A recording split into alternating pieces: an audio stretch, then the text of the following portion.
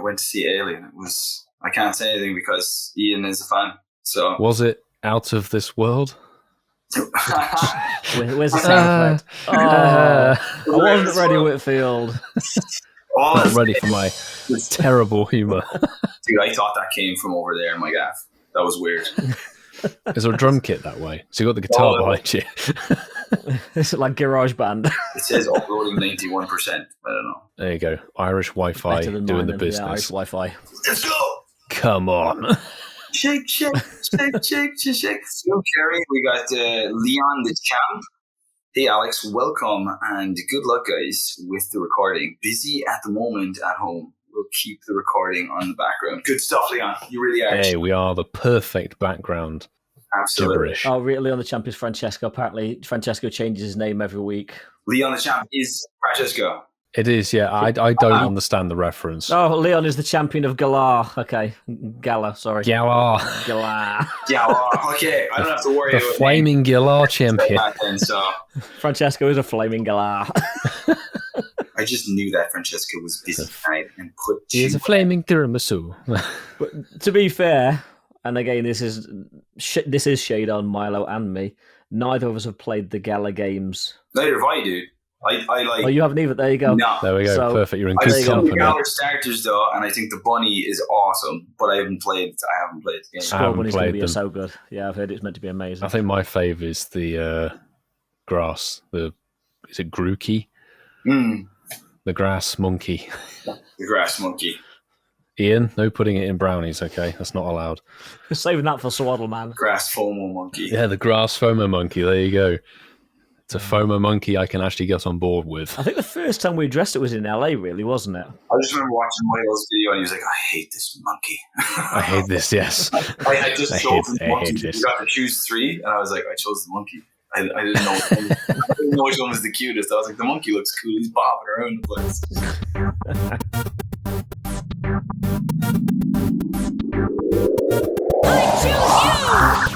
Yo, this week on the Incensed podcast, something big is coming, even though Mark is away. Who's feeling angry? And nobody does it better than Beldum. Welcome to the Incensed podcast. This is episode 185. I'm Alex Nexton, and I'm filling in for my friend and your favorite, Sir Masterful 27, who was on holiday this week in Ireland. We are joined by the 2 legends, Milo and Sir Ian. Boys, how you doing? We're good, mate. We're very happy to have a small slice of Ireland on the show with us. Excellent. And Mark would be happy that we had a slice of Ireland as well, wouldn't he? No, dude, smashing intro. Honestly, we've said it before, but we'll say it again on the show. Thank you very much for filling in for, I was calling him Senor Cow, Masterful 27, while he's away enjoying Ireland and its coastlines. But yeah, how are you doing? I'm very good. A little tired, not going to lie, but very good. I had a McDonald's, and over here they have a Big Mac that has like 4 burgers in it, which I'd never seen. Oh, the double Big Mac, yeah. Yes.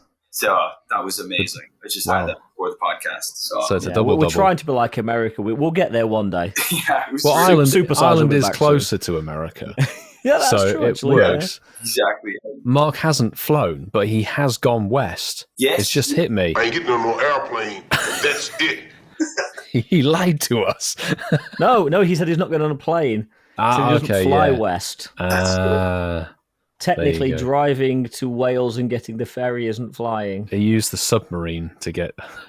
I saw that video. Yes, he did like a daily incense on a ferry. On a ferry. Yes. Yeah. Genius. Loved it. And actually, I would like to say, Mark said, I think we're on a ferry. Yes, Mark, that was definitely a ferry you were on. If it was a big wobbly thing surrounded by blue boat. liquid. Yeah, no, it was definitely a ferry. It's a super luxury yacht. I think that the plane's not on. It's an overgrown jet ski, maybe. Something along those lines. But no, it's great to have you back, Alex. Thanks, man. First show a couple of months ago. We saw you recently. A baby ago, dude. It was 9 months ago. It was. Well, yeah, we saw you in Madrid, and that was like a few months ago now. It's crazy. Oh yeah, I didn't see you in ages, Milo, but I saw No. Masterful. That's right. Actually, I just forgot about that there because it was so hot that day, dude. That I was like, It was so hot. It really was. So We didn't hot. know what day it was, where we were. It was just I've heard the a blur. stories of you guys roasting in Madrid. But it was a dry heat. We weren't swampy. It was dry. it was just a lack of cover in that park. That's all it was. Yeah. And then but it was good. It was nice. It was a good It experience. was just running from tree to tree, just trying to get a little bit of shade. From shade to shade. No throwing shade this week, Ian, okay? You want to talk? Try not to. Okay, so now, listeners, the time for you at home to pop your incense. Oi, you sleepy sailors, it's time to drop your incense. Is that one for Marky from the ferry? Yeah. Why do you think? And if you get anything at all that you want to shout out about, please do not hesitate and tag us at Incensed Podcast on any of these socials, X, formerly known as Twitter, Instagram, or Threads. And please don't forget to add the hashtag Shinies of the Week. Could you clarify that spelling? Absolutely. That's hashtag SHINIESOFTHEWEEK. Smashed it, dude. Fabulous. Nice. The other ways to contact us, you can reach us on our Campfire community group or by sending a text through your podcast platform with the Text Us button or through our Patreon exclusive Discord server.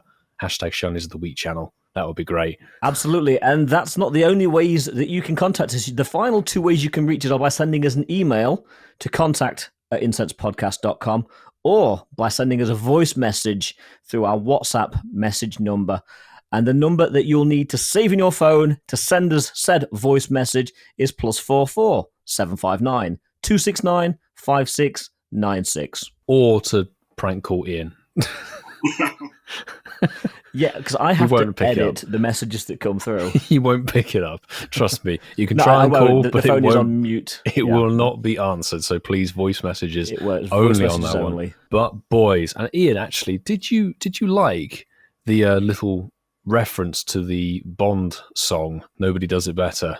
I did put in the intro. I honestly didn't even. You didn't even on clock it, that to one be from The honest. Spy Who Loved Me. Oh my goodness me. Well, No, anyway, I know the title of the there song. was I a didn't- reference there, but yes, this past Sunday was Beldum Community Day Classic, and I would argue, boys, and probably not needing to argue too strongly, that this is the best community day we've had in like the last 2 years. Let's chat about how the event went. What were your best catches? Did you see people out? And then we can give it a score out of 10.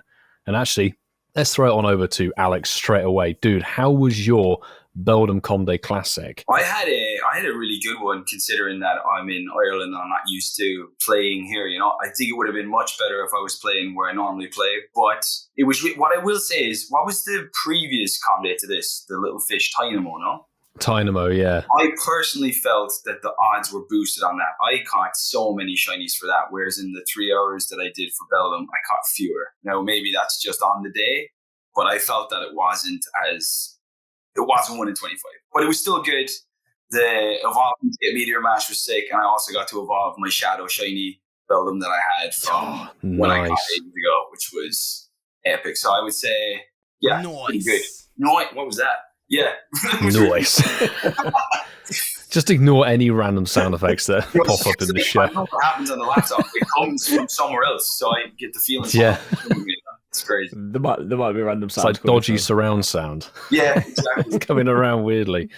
Forgive me if I'm wrong, but you didn't do the original Community Day way back in 2018, did you? Sure. I started 2022. Yeah. Yeah. So this was your first shot. Like, I feel like a 2021. lot of people would have had this as their first like Beldum Com Day, really. Yeah, no, I didn't have. So for me, like I was saying that to my community that like for me this isn't a classic com day. Like this is a com day, you know. So I was delighted. Yeah. You know. And that's the great thing Fabulous. about these classics. People that have been playing the game for forever. It's a classic.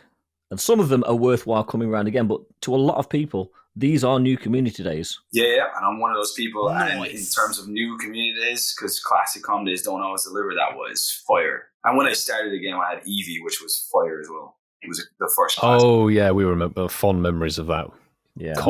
com weekend, weekend, yeah. as it were. What was your shiny total in the end of it, dude? I had 12, I think. I didn't do the last hour because it rained. I can't remember now. But I think there was like I would put you off. Yeah. Yeah. But I mean, I was happy. I had already caught shinies before. I had enough to it. It's definitely one, I'll tell you, because the Mon was so good, it's one of the first combos that actually evolves every shiny, to get the move, because I know Beldum is such not only a beast in PvP, which I'm trying to get into now because I've hit 50, but also as a raid attacker, it's just insane. Congrats, by the way. I feel like we should have written that into the intro. Alex did hit level 50 very recently, so welcome to the club. That's why I really want 60. I hear a lot of people complaining, going, 60, I don't want it to come because I haven't hit 50 yet. But I feel like it's just barren without the line, without the progress bar. It unconsciously gives you another reason to play the game when you just see I'm halfway through level 50 to 51, for example. Yeah. So I hope it does come. Let's see. But Vasa, obviously you did do the original community day. Oh, yes, I did. Yes. How was this time this round? One, it kind of felt like the OG community days, because Alex isn't wrong. Certainly from my personal experience and a lot of my community checking, like the WhatsApp groups and so forth, the shinies were very, very sparse. I was seeing messages from people saying they didn't get any in the whole sort of 2-3 hours that they played, which is insane. That is a bit crazy. It was a tough day in terms of shiny encounters, and I suffered as well.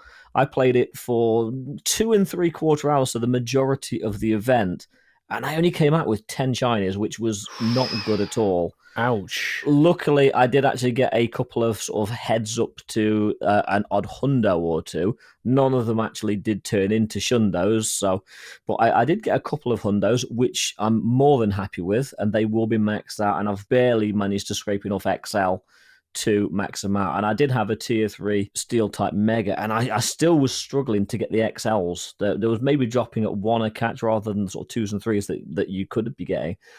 But I enjoyed it, even though the shinies weren't massive numbers. It was a good day. It made you feel like you were getting something out of playing it, because Beldum, firstly, top tier steel type attacker when evolved to Metagross, and secondly, it's just one of the coolest mons. It just really was a good day. 100%.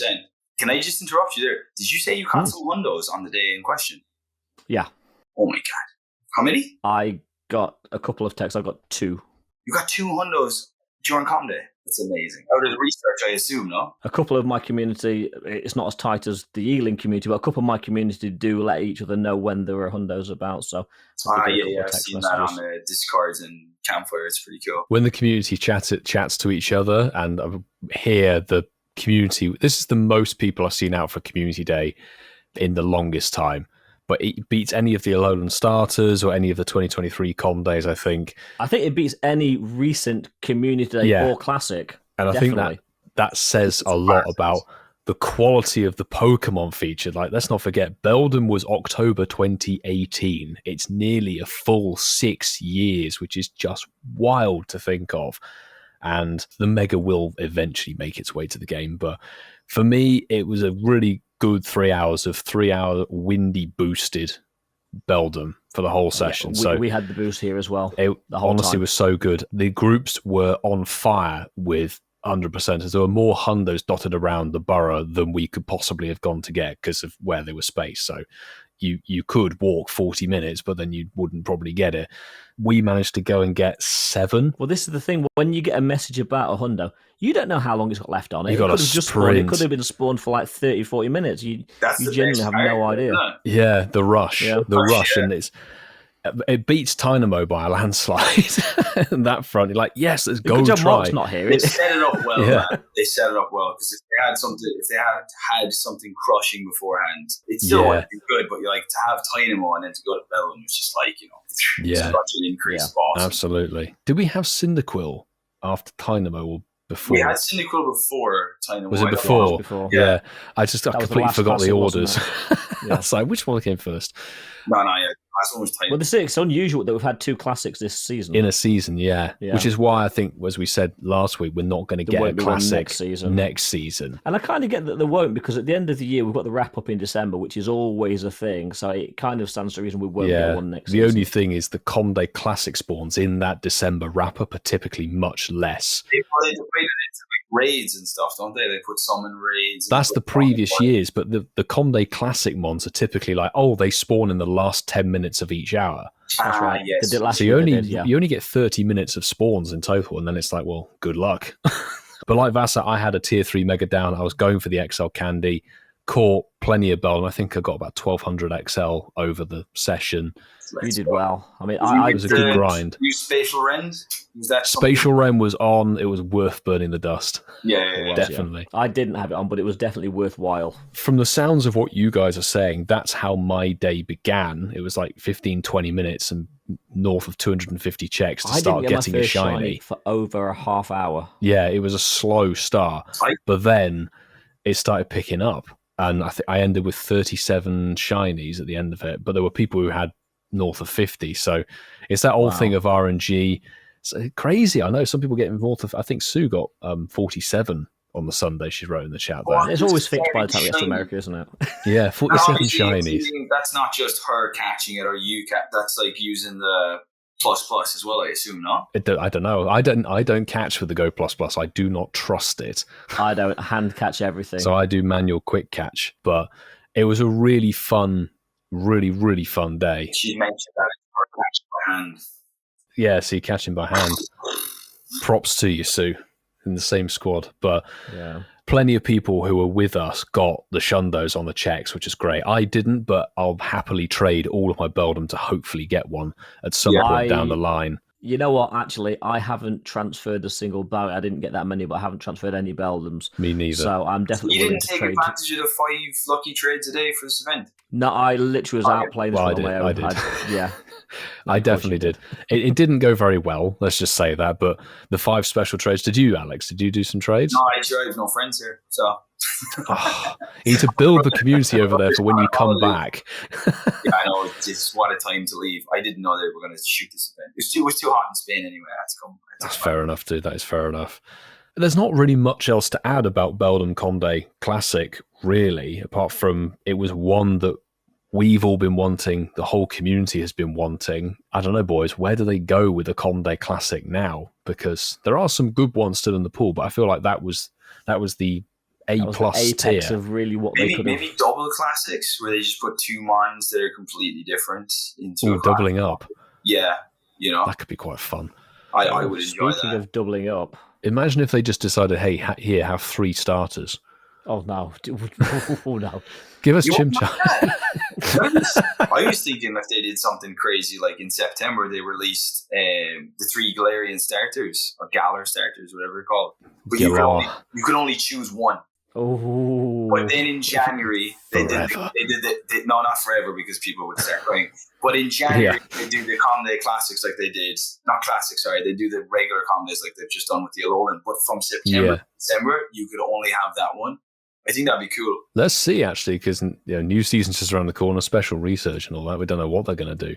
Well, we kind of do, because I don't know if you guys have been having your eyes on socials earlier, but there's potentially some good news. Please do tell. What? Is that it? What? Well, just over 2 hours before we started recording tonight, there was a little tease placed on socials of some galloping feet for September. Hooves, we're assuming is Community Day. Must be Buffalon or something, is it? Well, it's actually it's kind of one of Whitfield's favourite Pokemon because Milo is partial to a My Little Pony. It's proven fact. I'm partial to a horse. What do you mean? I know I have a long face, Ian, but geez.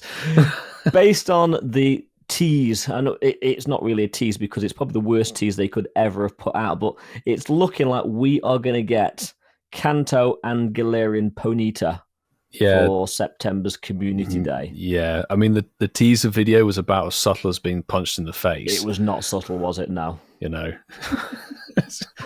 literally just see the bottom half of the Pokemon.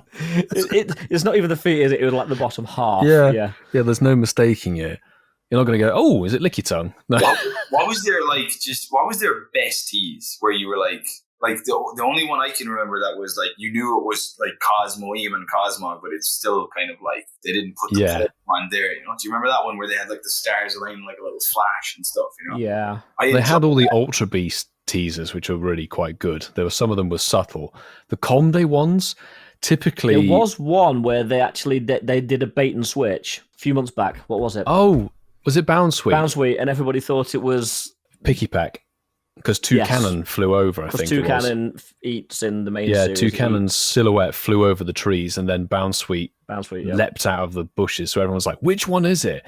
Yeah. That was quite good. Earlier, I think last year, they used to do teasers where there was no sign of a Pokemon on the screen, but you had to play the sound effect. Yeah. That's how we heard of Bagon Comde Classic, and I think Charmander Comde Classic. Eyes roll. Oh, yeah, right. Maybe they just got too many complaints. We want an obvious teaser. We don't like mystery. Pokemon Go players don't like to have to. Yeah. Tell us exactly what it is. Pokemon Go players are so entitled. They don't want a teaser. They just want to know now what the Pokemon is. What Gen 1 Pokemon that's a fire type, begins with P, and is also a pony? Why do you think they hold on to the information for so long? Like, why couldn't they just tell us not all the next season, but like at least the common days, you know? Like, why couldn't I don't know. They try and build anticipation, but the marketing team just kind of got it way wrong to this time, because it was not even a tease, was it? Let's face it. No. Yeah, no, it wasn't. What do you feel about that? Because I quite like not knowing exactly what we're going to get. I mean, it's not like we're going to go and say, like, right, I'm not going to play October Com Day because I don't know what it is.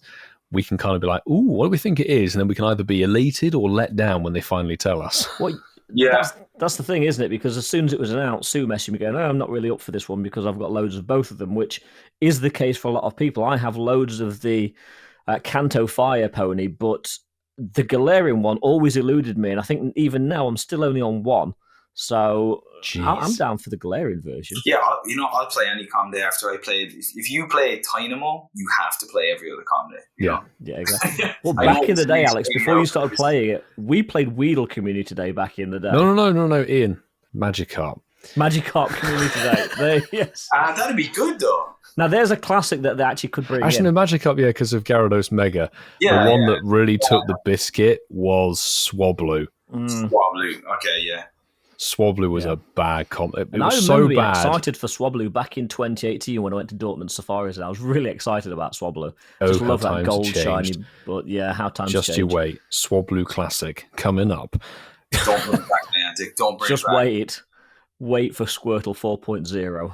No, don't. No, they can't do that again. I used to love Squirtle until they did that. Like, that was one of the worst moves they've ever made. The community that one to death. They really have a Com Day Classic followed by a makeup Com Day Classic. Wow, that was terrible. That was terrible. Yeah. I hate Squirtle after that. But before we press on quickly, Beldum Com Day Classic out of 10. Alex, what are you going to score it? Beldum Com Day Classic out of 10. I'll give it 2 scores because I'll give it a score for what it is itself, which I would say is probably a 10. You know, all they were missing was if they wanted to give us like a perk, which they didn't give us for a classic, like 3 times XP or whatever. In relation to where I was though in a rural area, which is not their fault, I'd probably give it an 8 because I couldn't get as many field researches, so I couldn't do 4 So average a 9. Yeah, let's go 9. Let's go for a 9. Itself, like as a classic, getting the community together, the mods, stuff, it's a 10 for what it was. Yeah, it's amazing. I think it's better than what's coming up. You know. Oh yeah, definitely. Vasa. Well, Alex brings up a good point. The bonus was terrible. Everybody, I retract that. The majority of people hate the 1/4 egg hatch distance as a bonus on a community. It's just not good unless there's babies to hatch from 2k eggs. I'm not going to let that affect my score because I absolutely love Beldum. I think this was a great Community Day Classic and a great Community Day, the best Community Day we've had for a very long time now. In the Book of Ian, nothing ever gets 10 out of 10. It can't because nothing can be perfect. So, we go 9 out of 10. Where can I find this? It's a great book.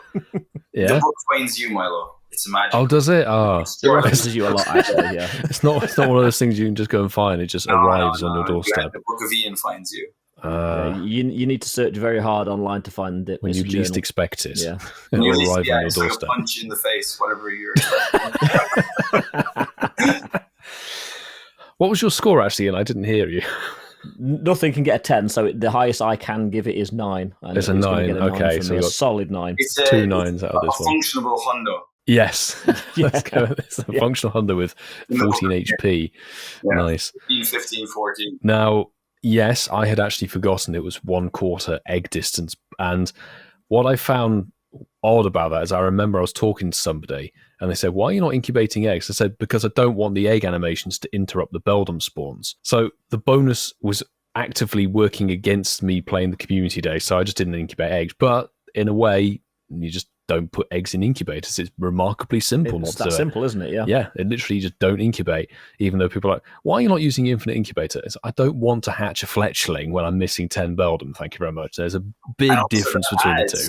That adds to how good the comm day was because you didn't even realize that it was a perk because the comm day was already so good. So it was a stupid perk for that comm day.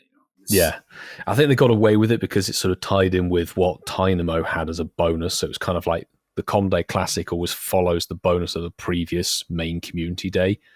So we got kind of lumped with that bonus, but it is what it is.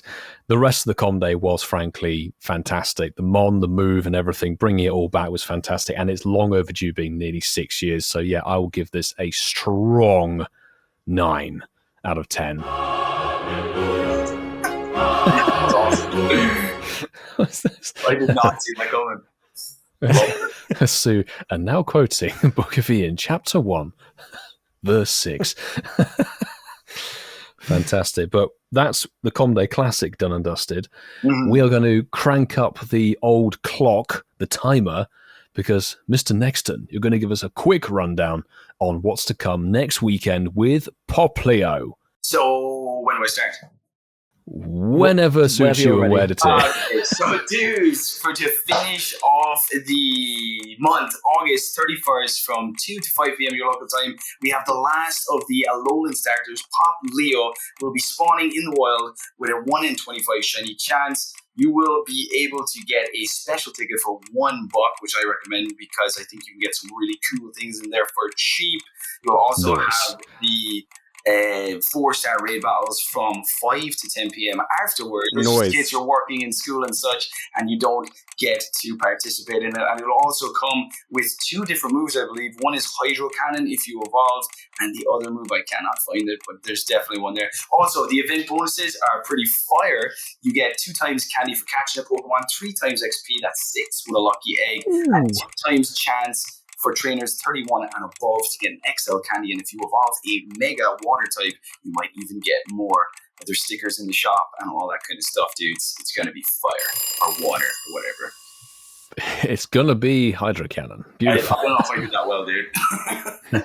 You smashed it, I think, there. Great. That's next Saturday, boys. Are we hyped? Are we excited? I'm hyped because it's new. Yeah, you know what? It's pretty good in PvP as well. That thing kept coming up. Yeah. I don't know if you're into PvP, but I really want to try hit Legend next season. So that thing came in. It was annoying me in PvP. 3 times XP is always good. Now that I'm level 50, I still want to hit 200 million, close to that. Yeah. Yeah, it's good. It's good. It's the Alolans. It's the Alolan ones. They're pretty cool. It's good. Yeah. Finishes the Alolan starter trio. Vasa, you're the water type resident. I mean, we're going to be playing together in Grantham, so I'm looking forward to that. We're going to be doing community day together as well, actually. So it's going to be a good one. Why'd you have to do that, Vasa? No, it is. I do like Popplio. I love play with your water Hydro type Cannon. mons. And it is going to be good to have you and Mark this far north of London. So it's going to be nice to have you all up here and to play what is probably going to be a bit of an anticlimax after Beldum. But we're going to make it a day. We're going to make it a day.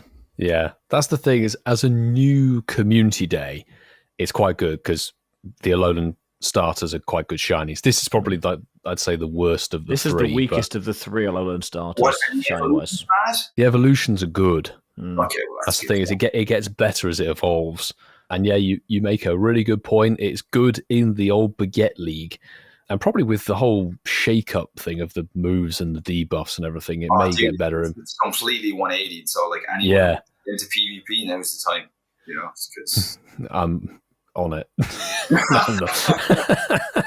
But I'm looking forward to this one. I always like a new shiny. Yeah, there's nothing wrong with the XP bonus. It's still really solid. And just get your water-type Megaron and you'll be good. It's a new shiny, but you will have an opportunity in December to recoup it it'll be on the Sunday because it's the latter half of the year. That's what is going on. But not if you need XP, dudes. 6 times XP doesn't come around. There you go. Seriously, anyone is on that level 40, 50, or wanting to accrue as much XP as possible for anything that might be happening in the future, get your lucky eggs down and make the most of it. Question that I thought about there, which is relevant. I don't know this. So when you do a comm day, right? You get field research. Yeah. Does that work when you do the blue eggs afterwards? The bonus eggs. Do they put the field research back in if you're? It did no, it's just the raids and then the spawns. Okay. If you do the raids, unfortunately, so the field research tasks reset and the regular spawns are reset. Okay. Yeah.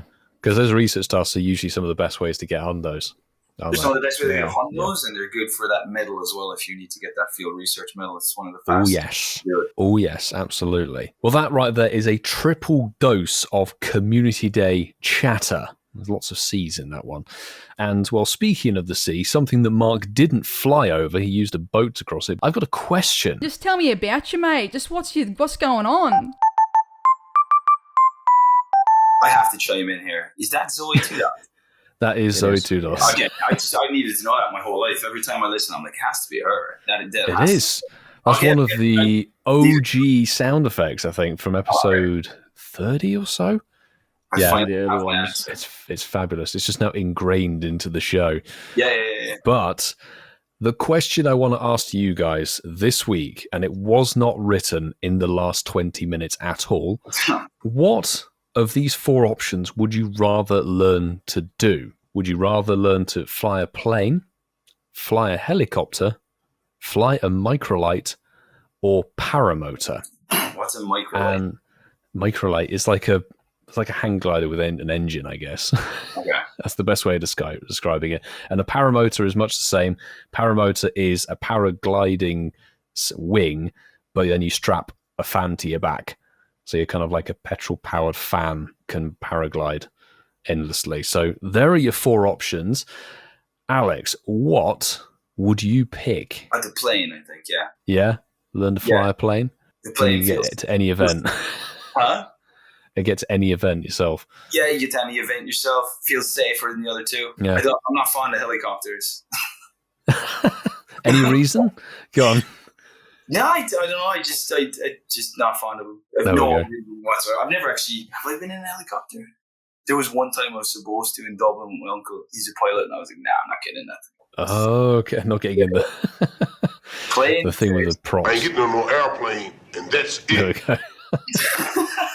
I say Masterful 27 will never be a passenger of yours. He'll never be a passenger, Mike. He won't go on planes, is it? He won't go on planes to the west. Yeah, he will. He'll go next year because he's promised that he was going to go to a Go West, So he did promise he was going to go to the American tour as well. To the American continent. Well, there we go. We've got a vote for plane at Vassar. What would you pick? All good options, actually, Whitfield. And this really wasn't put together 5 seconds before we started recording tonight. No. And they all have kind of a bit of a James Bond connection, to be fair, because they've all featured in the films over the years. Paramotor, yeah, I'm not really down for that because basically a parachute and a motor. Microlight, okay, nice and easy, I guess, comparatively. For me, I think a plane. I think it's got to be a plane. I would love to fly a helicopter, and if you're a fan of 80s TV shows, helicopters were all the rage in 80s TV shows, but I think flying a plane, learning how to fly a plane, 1, would be very involved, and 2, would actually be really good fun. Because flying a plane is the easy part, from what I'm told. It's landing it that's the difficult part. I'll land it. Coming down. Getting airborne is easy. Coming down smoothly without any issue. Probably. I'll land it. It'll be me and you. You'll land it, yeah. Yeah, exactly. Yeah. You can there you go. I'll land it. I got you, man.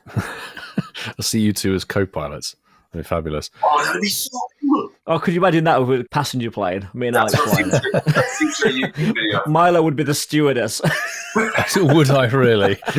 Would I really? I think you'll find, Vasa, I will be just to your left if you look out the window, because I'm going to vote for helicopter. Oh, okay. Because, yeah, flying a plane is cool, but something about helicopters and their maneuverability and the way they work just sort of fascinates me. So, yeah, and it's the variety of different helicopters with, like, Lynxes and Apaches and that sort of thing. And Chinook as well. I just like helicopters. So, yeah, so I'll go for a helicopter lesson for me. We'll put those 4 options out to socials and see what our amazing listeners and followers think. Amazing. But we're not done there, because I always say we like to hear other voices on this show. And we've got Alex's voice, a little bit of variety. But boys, that's not all. We've actually got even more voices, because we've had a communication. We have had an electronic communication of the audible variety. Oscar's been on, Nylandic, and he's been gallivanting. Hello, Incensed boys. It's nice to hear that you read my message out on the podcast. Now, this week, I've been in Mexico, enjoying many haluchas, Beldum Community Day, lovely, and many other things. I've been to some Mayan ruins, seen some exotic bees, but most of all, I'm interested to see how you guys are doing. I know my Beldum Community Day went well. I played in Player Car in Mexico, and just this morning, PoGoMiloUK accepted one of my Scuba Chew invites. So hopefully that's shiny, but I don't know at this current moment. I wanted to ask a quick question this week, seems so it is Pokemon Worlds. Now, I consider myself as somebody who doesn't play Go Battle League, but I looked at my stats and it says that I have done over 1,000 battles. I've earned over 1 million Stardust and got a battle streak of 33. Now, as people who are, well, not a fan of Got Baguette lads, I wondered, what are your stats? And that's my question this week. So, halucha you later. Bye. Oh, nice ending there. Halucha. I did think, I was like, oh, damn, that invite's coming from somewhere very different. Fantastic. Well, amazing place to visit. Thank you very much for sending that message in. Who's that? Oscar, is it? Oscar, yes. Yeah. Oscar, I'm calling BS. Did he say 33 win streak? Yeah. Apparently. I want to see a screenshot of that. Mine's 14. And I was really proud of that. That dude's after beating me by 19. This can't be real. There's clearly some strat involved. He just said he doesn't play. Oscar, we see you. It's not adding up, dude. You know what I mean? Email contact@incensedpodcast.com. We need evidence. we need evidence, Oscar. I want to see this. I never play 33 win streak. Who's he playing against? Level 1 shiny battlers like me. The only time I ever play is on a Go Battle weekend, just to get the... Exactly. It's like the Go Battle weekend. I mean, this is interesting because we'll talk about the World Championships event later on in the show, but let's put this segment in now because it's quite a good question. With the quest that made you do, or if you chose to do it, shall we say, battle in GBL 5 times. 5 Obviously, and 10. That was on there twice in the research. Oh, well, that's the Elite TM research. Oh, you mean in the... I mean the field research. Event. Okay. Yeah. If you wanted the Scuba Chew quest, 5 battles had to be done. So, yeah, I found myself doing a bit of GBL. Nexton, what are your stats for this season? Shared skies. Well, Milo, I'm not going to lie to you like dear Oscar there. Now, Oscar, I love you. Really? So, like, my stats, I've done 14 win streak. I've just seen Kerry said Zachary got 28, obviously cheating as well. My wins... Zach's win streak 28. Oh, my God. Yes. You know, you can't trust these people out there in the real world, you know. Am I saying my wins? My wins 269. If you want to. We said win streak of Stardust, wasn't it? 516. So I think that's all right. And my Stardust is 662,204. Damn. Have you been properly trying as well? I've been trying. in, I'd say the last month, you know, I've been saying for ages that I was going to create content on this like once a week. And then I was like, I don't really know how to film it or whatever, but I'm really going to try now come this season, especially because everything's flipped. The Switch. Yeah. I want to give it a good go, you know, and I would love to get that pose, whatever it is. You know, I've been around the community and like if they see someone in a gym and it's got, the avatar's got the pose, like, oh my God, this guy's got the pose. And I'm like, what are you talking about? This guy's a legend. Yeah, literally, like, people lose their minds. This pose is legend. Wait for it, dairy. So, yeah. Oh, no, you're quoting that show as well now. I've had it on while editing. So, as we know, I showed you, Vasa, last week. I had done 0 battles this whole season. You had this... Literally, this last Tuesday, no battles whatsoever. But that quest, I was like, I need to chase the Scuba Chew, and I don't care what I have to do. I'm going to do these GBL battles. But I was taking in level 1 shinies, because the battle counts, not the win. So thank God you don't have to win in GBL these days. Just battle. I did find quite a lot of people doing the same strat, which I thought made for quite an interesting, very fast-paced meta. Will this level 1 Shinx take down this level 1 Ferroseed? Apparently not, but who knew that? Literally in the last 5 days, or however long the Worlds event's been going on, I have battled 181 times. Longest win streak of 5. Are we talking this season, or are we talking forever? I don't think you can look. Oh, you can look at forever. You're right. Can you look at forever? Yeah, I was going to do the season. At the top of your avatar, you can see forever. You see, that's in the book of Ian. Oh, up there. That's in the book of Ian. You wouldn't have known that. I thought we were doing this. I thought we were doing the season, not the whole thing. I said the season. Maybe he did get 1 million Stardust this season, but I thought they were more. What did Oscar refer to? Was it his season or was it his whole thing? Well, no, if he's talking about, I think it was his whole thing because he said 100. No, I don't know. Either way, I'm still not 14. That's probably where the long streak comes from winning. No, dude, I'm still 14. You're still 14. Yeah, I mean, in my overall, I've done 1,860 battles. No, sorry, I've won 1,860. I've battled 3,561. Damn. I've only won 14 in a row, but I've got 4.5 million Stardust from it. Some dust from there. No, because in total, I've won 857 battles, battled 1,616 times, and have somehow a longest win streak of 50. 50? 50. You're all cheating. How did you get... I don't know how. Okay, we all know now there's something going on here because Milo knows that he doesn't know anything. So... Yeah. There's something... do you know what? Do you know where that was? So that, I think... was when I was getting to level 50. I had to get to rank 10. And back in the day, getting to rank 10 required a bit more serious effort than it does nowadays. So you didn't just have to battle for whatever. You actually had to win. So if you were going to get to rank 10, you do it right at the end of the season, where if you were low rank, you could just take in your level 50 mons and demolish you just face all the noobs that really... all the low-level people. So that's where I got 50 wins from, probably, was just that rank 1 through to rank 10 back in early 2021. But what's hysterical is this season, I went from rank nothing to rank 17, only using level 1 shinies. Really? Yeah. That's possible. That's ridiculous. Yeah, I don't know. Yeah, but there were so many people doing level 1 battles, or they would take level 1s in and then quit. You would find yourself winning. Okay. Yeah. So a lot somehow, of people top left. Yeah, a lot of people top left. Some people somehow do that. But I mean, Vasa, what about your stats? I have a win streak of 191, Milo. Well, it's funny you should say that. So then I can say Ian very much is close to GBL. My forever stats are, well, to be fair, they're not as impressive as Milo's 50 win streak. I'll be honest.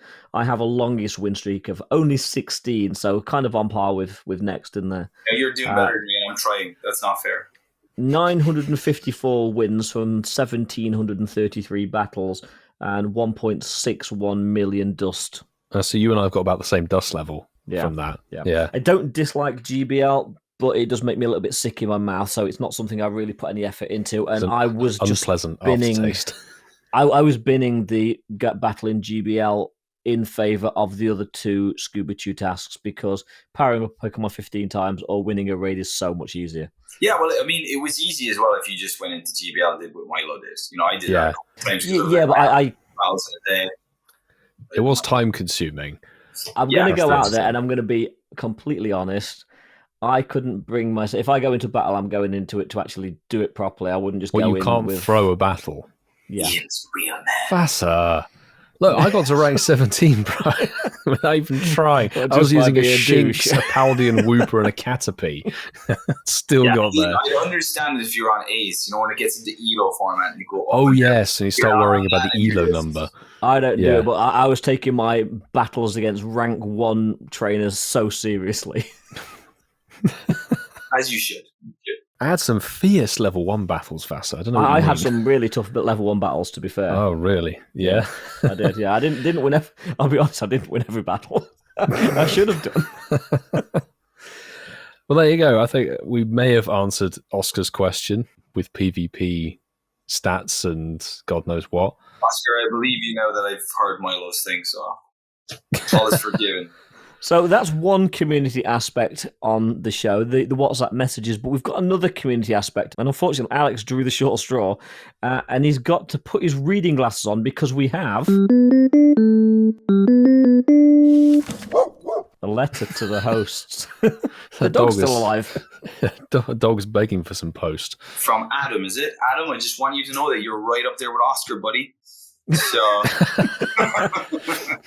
he don't like the fact there's such a lot to read, so we're going to divide it between us. Literally, yes. we looked at this and we didn't realize how long it was till we started figuring out. Oh my god, it's like 7 or 8 paragraphs long. This thing is. Yeah, this is a Harry Potter book. You know, this is it's a novel to the host. Right here. Okay, I'm going to put on a voice as well because I read better in a different voice. So, Adam, this is the way you sound tonight. At least in the lines that I'm reading. When Alex is reading. Yeah, that's it. All right, you ready? Hello, Incensed team. I hope I'm doing this right. It's been ages since I sent an email.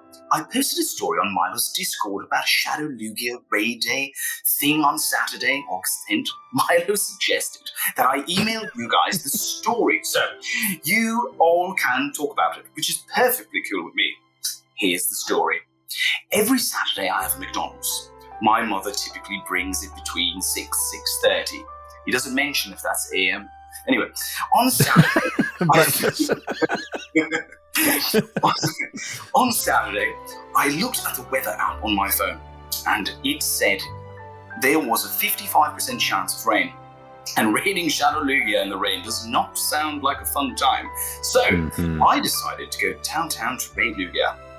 In order for me to get downtown, I have to leave about an hour and a half before my ideal time. I wanted to be downtown for noon, so I left at 10:30. Actually, to be fair, if you had to be downtown by 10:30, the 6:30 must have been a breakfast. And his mom is a legend. I'd assume so. My mother would get me a McDonald's in a month of Sundays at, 5 a.m. So Adam's mom is the best. The MVP, isn't it? Something like that. I didn't have anyone to play with me. I was on my own on the ride there. Upon getting downtown, I saw a Lugia that would hatch in 6 minutes. So I waited, I did the raid. Thankfully, with it being downtown, there was no shortage of people to take down this Lugia. After the raid was done, I saw another Lugia about to hatch, so headed in that direction. Upon getting there, I saw a squad of people also waiting to do the raid, and it was a big group, around 6 or 7 people excluding me. So I did the raid with them, and they invited me to join their group. Of course, I agreed. So there I am, with this group, and we're taking down Lugia fairly easily. Despite our decently large group, now 8 including myself, no one seemed to be getting the shinies. That is until one of the raids we did gave me a shiny. Yay. Of course, being in the group, I shouted, "Hey, shiny!" and congratulations were thrown. But for the next 2 hours, only one person in the group, besides me of course, got a shiny Lugia. I decided to keep raiding with the group, despite already having my shiny, as I thought I could get another and purify that shiny. Not sure why I thought that, as legitimately despise a purified aura, but typically you listen to your gut, so I did. Eventually, I got a Shadow Lugia with 13, 14, 14 IV spread, and figured I could purify it if I don't get a hundo to go along with my Pundo Ho-Oh. Eventually, 3:30 comes around. We finish doing a Lugia raid, and the only nearby Lugia that we could do is hatching in 30 minutes. So I had plenty of time to get a water refill as I was completely parched. I asked one of the group members where the McDonald's is. There you go. So, oh my God, I love you, Adam. You're not with Oscar anymore. Since there was a McDonald's pig stop nearby, and he told me to go inside and straight down. Seemed easy enough. However, since I wanted to get an actual McDonald's that I usually have for dinner, my God, I knew I had to stop raiding at 4 so I could make my way back home in time. So I entered the mall I was in, which had McDonald's, but got quickly lost. It's an area I'm unfamiliar with, so I didn't know where I was going. I headed back to where my group was to ask for more help. He didn't know where he was going, but he found them. That's amazing. Finding the McDonald's. But when I got to our spot, my group was gone. I don't know no. where they went, but I only had one raid left to do before I had to head home. I'm loving this story. Adam, this is intense. This is intense. amping up now. This is like Harry Potter, isn't it? So I head to the raid location and just sit down to wait for it to hatch.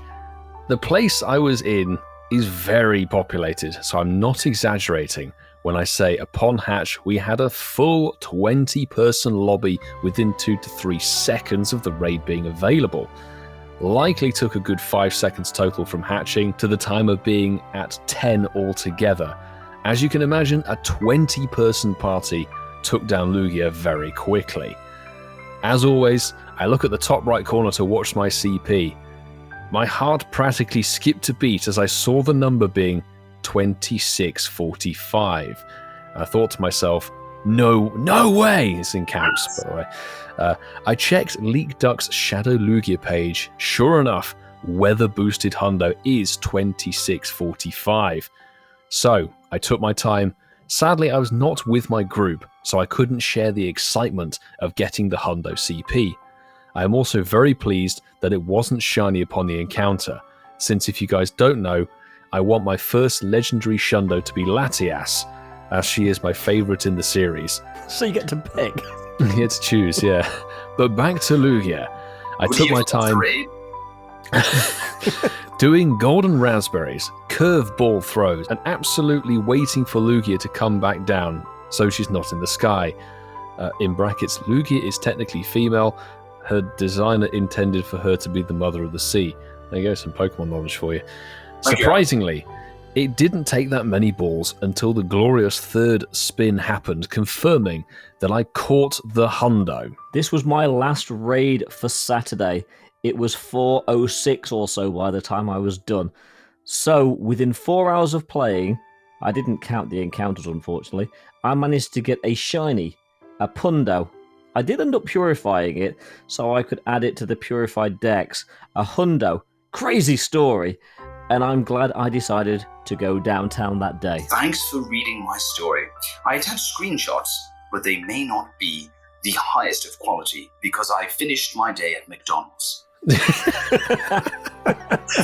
didn't say that last bit, but as McDonald's, McDonald's for the third time. I felt like we had to go full circle there. We started with McDonald's. Yeah, let's finish with McDonald's. That's a great story. Google reading that, like we follow like what someone else is reading. But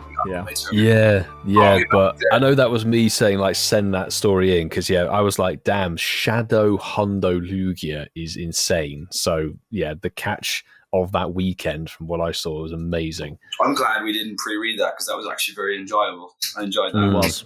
Thank you, Alex. It's nice, well done, nice to read it afresh. Yeah. Now, where do we go from a story like that? It can only be a game, can't it? And I still haven't decided, Whitfield, what game I'm going to drop on you all. So, You know what, dudes? All I know is if you play that game with the letters thing, I want to beat that Alexa girl because she won and she beat you all, and that wasn't cool. I want to be a winner. Let's go. Bring it on. I'm ready. I'm dyslexic. I got ADHD, but I'm here. Let's go. Come on, bro. Let's do it. Chasing the tail. Oh, wrong version. Chasing the tail. Tail to chasing. It's chasing the tail. For God's sake, Vasa. Sorry. You can give her Chasing the tail. Chasing the tail. Tail to chase. It's chasing the tail. Yes, Alex, it's chasing the tail. I don't know. Can you beat Alexa? I mean, Kitty is actually playing pretty darn well at the moment. Kitty's still technically the reigning champion. Dude, So she'll be back next week. In-person event, you got to get the content creators to just do it all together. Yeah, that'd be jokes. So Chasing the Tail is a word association game around the names of Pokemon. It's a very simple game. Each person will take it in turns, following the order. Me, Milo, Alex. We'll go with that order. And you need to name a Pokemon that starts with the same letter as the preceding Pokemon finished with. Couple of little rules: excessive pauses, you'll be out, and you cannot repeat the name of a previously used Pokemon. Doing either of those will result in you being booted, and you will also hear... And also, I forgot to mention that Alex gets a point love heart because Masterful's 27 isn't here. So, thanks, Ian. Thank you.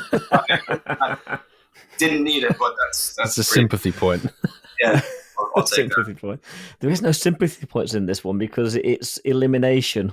But we might give you a little bit longer. Milo will get the buzzer quicker than you will, I'm sure. Okay. So the order, as we said, is myself, Whitfield, and Mr. Nexton, and we will start with Fido. Octillery. What's the last letter there? That's kind of the point. Eevee. I think it ends Actually, in I. I'm going to call a stop here. Let's start this again. This is where my brain doesn't work. Because Milo is out. Is Fido end in something other than an O? Fido ends in an H. Does it?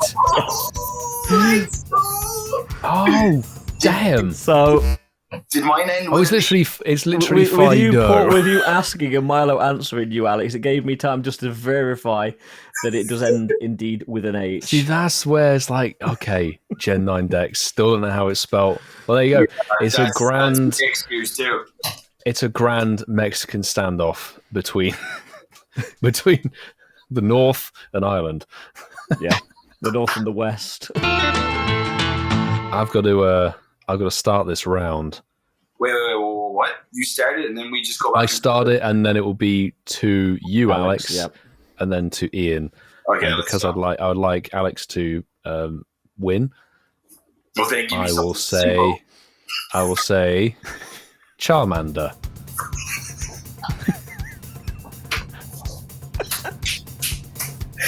Oh, that's so funny. So we starting? Yeah, that's it. That's yours. It's over to you now. Oh. I can see the rain there. What is it? Real creatures don't matter, I'm afraid. You see that gif of like Homer Simpson and the monkey? There's no Pokemon starting with R. It's not. Come on, give us another one. One more time. Let's go. Okay, Let's just stop and do a rewind. Okay. I was like, Milo's giving me an easy one. I'm stupid. What? You can't get much easier than Charmander, can you? Oh, that's a Pokemon that starts with R. Ian's gonna give me Charmander. Go for it. Go on. Just keep Rattata at your sleeve. Yeah, I got it. Mm-hmm. I will give you the Community Day Pokemon we just had. Beldum. Magnemite. Elekid. Deoxysy. Swaddle. Swaddle. Lambert. What's that noise? No! What are you talking about? That's what lends He's in out. an E. It's an E. Yeah. They must have changed. I was like, They changed the generation today because when I was watching the show, it ended with an L. Yeah. oh, did it? Did it? So they fixed the Pokédex. You can have that one. You can have that one. Yeah, thanks. I'll tell you what, because that game was over in a flash, well, it will be in the edit, I'm going to give you a complimentary second game that you might win, but probably won't. I don't think I'll win. Flex it up, flex it up. Oh my god, we haven't had that in a long time. We haven't had that in a long time. The Flex game, this is a really simple game. You'll need to get your phone out because we're going to ask you stats around the game. So the person with the highest or lowest, determined at the point of mentioning the stat, will win. And we'll do best of first to 3. How many avatar items have you bought? I want to know how many shiny Mindfu you got during this event that has just passed. Well, you are going to be pleasantly surprised, Ian, because it is a big, huge capital 0. I got none. And You talking about Mindfu? The Kung Fu? Mindfu. No, my Mindfu. Is it a Kung Fu kitty? I don't know. Maybe it is. It's doing something weird. Yeah, I don't like Mindfu because Ian, I'm going to give you a big knuckle sandwich of nil. And I got just the 1. So with 1, I get the So win. Alex and I win. Wait a second. Whoa. Whoa. He's just choosing ones he can win now. Exactly. How is no one seeing this? You can't pick the thing that you got and be like, well, we can all do that. Let's talk. So the Flex game does work like that. So now that Ian has 1 point, it's now my turn. And what we're going to do is we're going to see how many people have Shadow, Shiny, Alolan, Executor. Nice and specific. No, I have Shadow 1, Shiny. So I guess I win. You that, win a point. You win a point. I win because I don't have one. My own out. See, what kind of game is that? Ian, I read your book. You did. read the book of Ian. So Alex has got 1 Shadow Shiny Executor. I have 0. Yeah, none. Oh, there you go. I guess I didn't even realize it could be Shadow Shiny. So I think we have to make it fairer. Maybe we can ask chat to name a shiny Pokemon, and whoever has the most of it. Yeah, go on. I'm Let's going do to that, give my round to chat. Patreon chat, give us some flex it up kind of categories, and we will pick one. It can be badgers, it can be mons. Yeah, you name what you want us to flex. There isn't a badger Pokemon. I mean, I guess Oh, a Galarian medals, Zigzagoon. Medals. We can actually do the original flex game. Shiny Necrozma. Does it count if it's been fused? Keep it in because it's technically a Necrozma. I think we've all lost this one based on how much Whitfield was raiding Necrozma in New York. I've got and over global. 5, 10, 15, 20, 25, 26, Shiny. 27, 28, 29, 32. Shiny. Shinies. Yeah. Shiny Necrozma. Yeah. Can I see? Of course. Because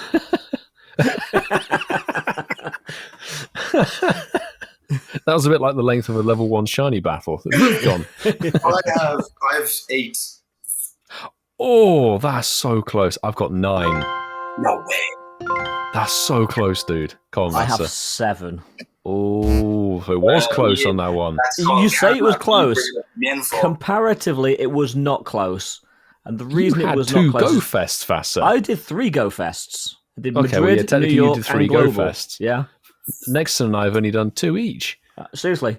Oh, It was not my friend. That was not my friend. It took so Necrozma many. did not like you, raids. Vassa. It didn't. It really didn't.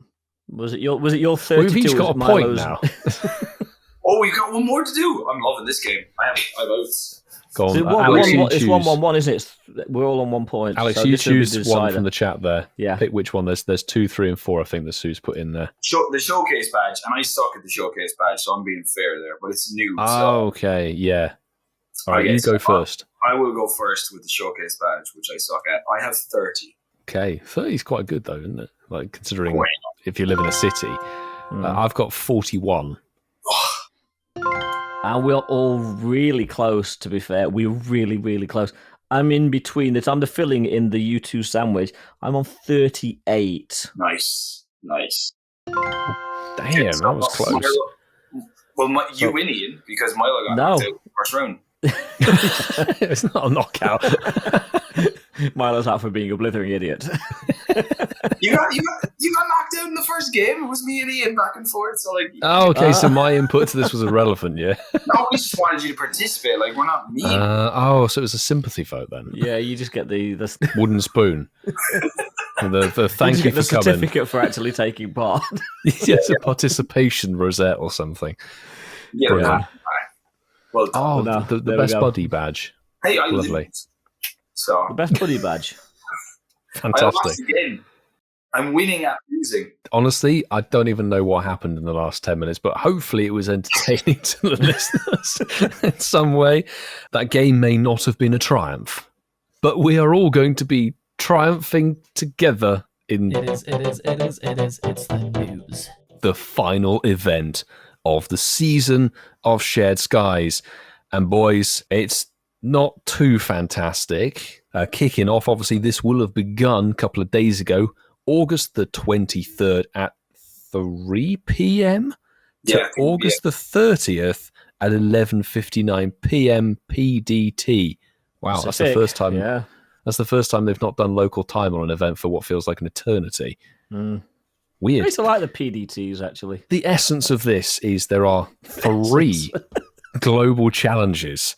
And first up, we're going to be taking on the Valor Global Challenge, where we will have to defeat 75 million Team Go Rocket members. If we defeat those 75 members, take that comment as you will, the bonuses will be members. 75 Not 75 million members. 75 different members. Imagine that's a global You challenge. can do that yourself, Whitfield. Done that. There you go. 75 million Team Go Rocket members. The challenge rewards are, yes, special Team Valor themed timed research opportunity, which will give you that Ponyta with the Valor neckerchief thing. Good to see that back after over a year.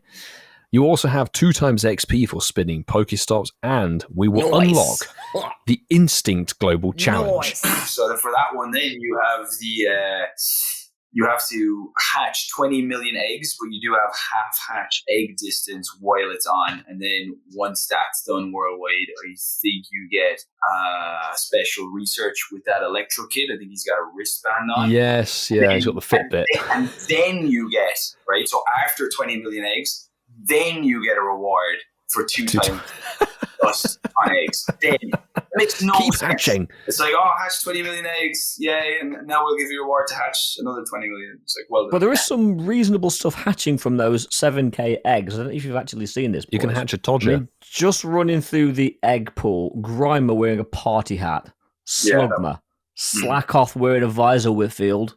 Don't talk to me about that, Mom. Lit Leo, your besties, Mom Kamala. No. And Todger. The Todger is in the 7Ks Todger can as be well. hatched. Yes, the Todger can indeed be hatched. And I think they can all be shiny, if I'm not mistaken. Yes, they can be. Unless something goes horribly wrong. The Mystic Global Challenge. Well, Mark is not here, so I suppose I do have to go through this. We need to complete 35 million field research tasks, which to me seems a little bit low considering 20 million eggs and 75 million Team Go Rockets. But hey ho, not complaining too much. The bonus active during this event will be event-themed field research tasks will be available, and the following Pokemon will be available to encounter when you complete field research tasks. And it's a mixed bag, I'll be honest. Cyndaquil, Beldum, Tortuga, Archon, Ducklet, Emolga, Tynamo, Gumi, Crabrawler, and Tandemaus will all be available. And now they're all shiny except for Tandemaus. Tandemaus is brand new. The only good thing about that Pokemon is you get to get the candies in order to do the evolution. Yeah, to do the evolutions. So, yeah, there is something good in Pokemon. You know, it's not a loss. Like if it was just a Pokemon that isn't shiny, you know, it's still totally. And there is still an incentive to get candies. Tandemaus with that evolution. The family of 3 being so rare. Mm-hmm. Yeah, unless you're Hermes Ninja, who gets the family of 3 on your first evolution. Yeah. Pokédex. Crazy. Once we've completed that challenge, the rewards for the Mystic Global event will give us a special Team Mystic themed timed research that leads to an opportunity to wear the Blanche themed Lapras, which is gorgeous. Yay. That one, I am partial to a shiny Lapras. I love that purple beast. And 2 guaranteed Candy XL for evolving Mons as well. Yeah, I think that's pretty good. That's cool. Also, yeah, just to mention what Ian said there, all of those can be shiny, those rewards, as in like the Electrocade, the Lapras, and those costumes. Ponyta, which is nice considering they've only been available once each before, so they are the rarest ultra costumes. Rare shinies. It doesn't make that they're perma boosted out of that research. I think they'll be their normal odds, but the only one that would be tricky on that, I think, is the Ponyta, because the Ponyta is full odds. The Elekid is a boost because it's an Eggmon, and the Lapras, I think, has a perma boost on it as well. Yes, 160. Yeah. So technically the Ponyta might be the rarest out of that. Don't think that you can hold fire on these researches because they are timed. They are so timed. You have to complete them before the event finishes. It's not like you can say, I'm going to wait for my Ponyta research to coincide with Ponyta Com Day in September. Unfortunately, you can't. Yep. There's also a strategy. There's a strategy play there as well, which I was thinking about today, because you get it done really fast, then you're just left with what's in, say, the field research for Team Mystic. Do you know what I mean? Like, there's sort of a strategy play there, like where, like, depending how fast the community goes, and if you want the ones that are in the eggs, the 7K eggs, like, you'll have to go ham. You know what I'm trying to say? Like, you know, like, as if people get on it really quick. And if we unlock everything quickly, we have more of a complete event for a longer period of time. Absolutely, because one leads into the next, so it's in everyone's benefit to get through these as quick as possible. But there is also, as part of this event, I don't know why I'm acting surprised, because we know Niantic like us to line their pockets with the green stuff. There's a paid timed research available for $5 US. Which gives you all the rewards anyway. Which is not cheap, and the rewards are thus: 2 premium battle passes, 1 rocket radar, 1 super incubator, 1 lore module, and encounters with team leader themed costume Pokemon, and more. There you go. That's where they're putting the $5 equivalent on. So you get some items. You get a second chance at all of them. Yeah. Basically. Yeah, exactly. You get a second shot at all of these. And that's kind of it, really, isn't it? It's a season wrap-up, so we're getting all of the stuff that was featured throughout this season in various different events, through the Go Fest, the Com Days and stuff, put into eggs and in research tasks. It's like a second chance at a lot of things, totally. And it sort of is. Showcases, there's going to be showcases, but that's not new. There's showcases around every event these days, so save your big boys, because the extra small ones won't get featured. We know that by now. But there is one glaring admission on that whole event is, again, annoyingly, a lack of wild spawns. Mm-hmm. Yeah. Do we not know what's around at the same time? That's it. That's the event. There's no event spawns as such. No, there won't. It would be regular spawns. Season stuff. Be regular spawns. Yeah. Yeah. I think we said before, it's like, I don't understand events that don't feature wild spawns in them, because that's basically the core element of the game. Yeah, 100%. Exactly. That doesn't make any sense. I didn't even think about that. That's like a really good observation. I'm looking back there now just to see if there's an event on at the same time, but I don't think there is. Unless this is it. I don't think it overlaps anything. Yeah, this is it. Yeah. This is the event to finish Shared Skies, and it'll be interesting to talk about the next season, probably next week. Max and out, all of that stuff. Max out, yeah. It was. They put the wrong logo on. Put the actual season title on an infographic, then very quickly withdrew it. So it was public domain. We can talk about it. Yeah, it was out there. They did the wrong season thing. But I don't know. Alex, what do you think? Like, these team leader Mons back again for the second time. I think before it was through last year's March, April, May season. Are you excited for that? Were you going to be chasing anything? I'm not excited for this, no. I think it's poor planning. But you know what? To be fair to them now, right? They've been doing well lately. It looks like there's a good season coming. After all this TNC stuff, they have been redoing events and whatever, I would prefer they get these things right, though, like they shouldn't have messed up with Shadow Lugia. This stuff shouldn't be being messed up. 100%. But at least they're honoring things at the moment. We'll see. But like in all, like it's like what you said. If they had put in spawns in the wild, it might have made the event kind of bearable in the sense like, okay, it's the end of the season. Maybe people want to go getting the shiny, whatever. But like, just leaving out something that small is actually really big. I think. Yeah. So it's a bit of an L for me, really. I'm not pushed. I don't mind doing the Valor bit, and I will do the Mystic bit, but the hatching the eggs, I'm just not care for. Yeah, I'm with you, man. Hatching eggs is a drag. And then like to put them in 7K, like did you need to do that? Did you need to put you get a cap out on eggs so quickly? Put them in 5K, put them in 10K. Like it's just going to be better, like and increase the stops. Put in the yellow Pokestops, bring those things back. A bit of golden lure.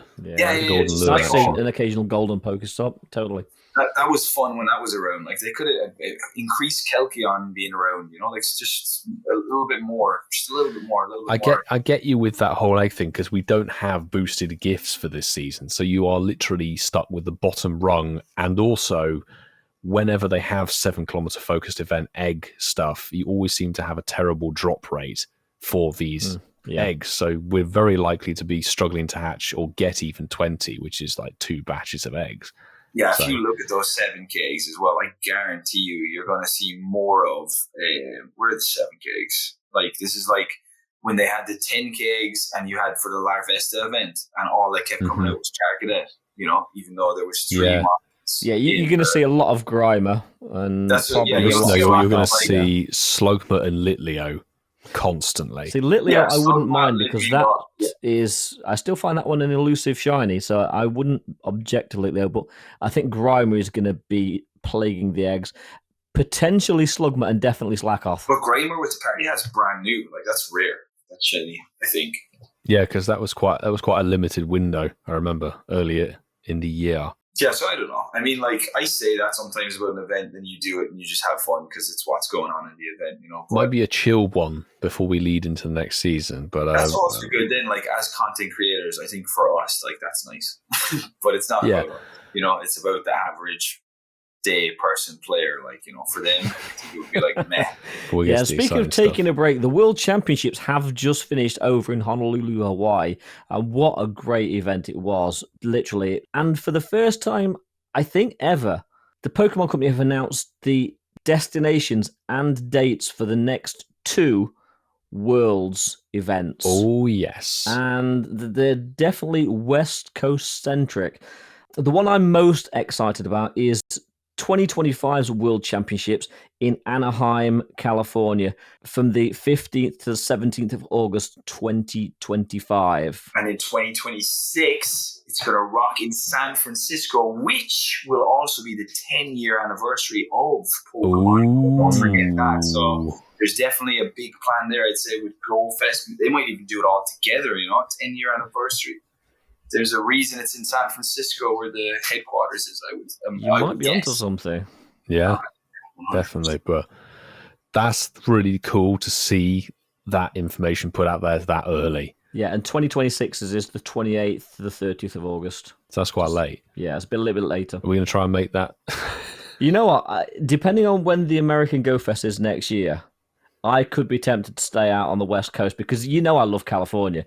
If it's close enough to it, I could be tempted to stay out on the West Coast for a couple of weeks. Would you, Alex? Would you be tempted? Anaheim or San Francisco? I really want to go next year now. Yeah. I think I think seeing you guys go, I think it's time to cross over to the United States. I ain't getting on no airplane, and that's it. And also, we have to hold him to it. Masterful 27 has mentioned that he will go this year, so I ain't getting on no airplane. Absolutely. That's it. Keep triggering him. You keep triggering him.